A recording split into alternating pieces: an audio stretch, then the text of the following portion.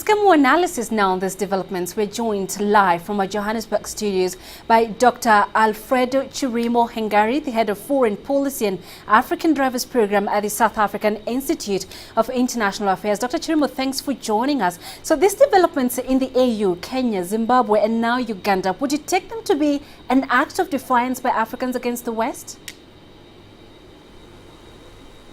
Well, I think that there are three or possibly two issues here. One of them has to do with the African stance vis-a-vis the International Criminal Court, which I think was quite the right thing to do for the African continent in light of the democratic elections that took place in Kenya that led to Uhuru Kenyatta taking over the presidency. I think, in my view, that's something quite separate compared to the anti-gay laws that have been passed in both Nigeria as well as Uganda. These are two different issues, really.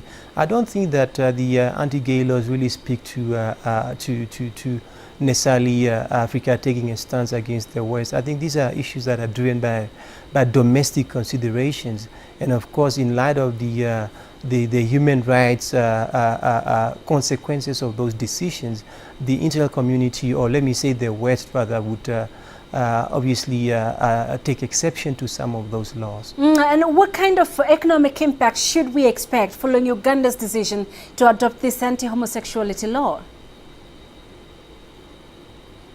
Well, I think it's very difficult to measure the economic impact of those decisions, but certainly it does affect the tourism industry in Uganda.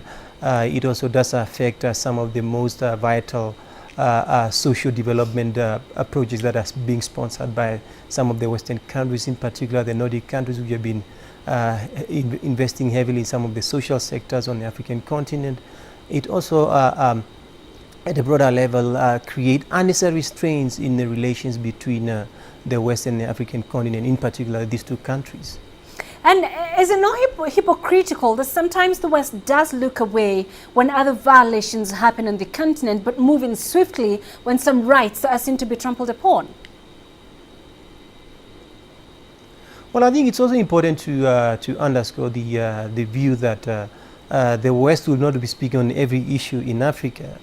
I think there are certain issues that are quite important to in their external relations, and issues of human rights. In this case, the rights of minorities, which would include gay and lesbian people, is something that is quite critical to some of these countries, because they would argue that they don't see how the choices of private individuals in terms of their sexual orientations, how those affect the normal functioning of societies. I think it's at the same time it's a cultural debate, but it's also a debate about where modern society ought to be going. I'm not too sure whether it's really necessary to legislate around some of these issues.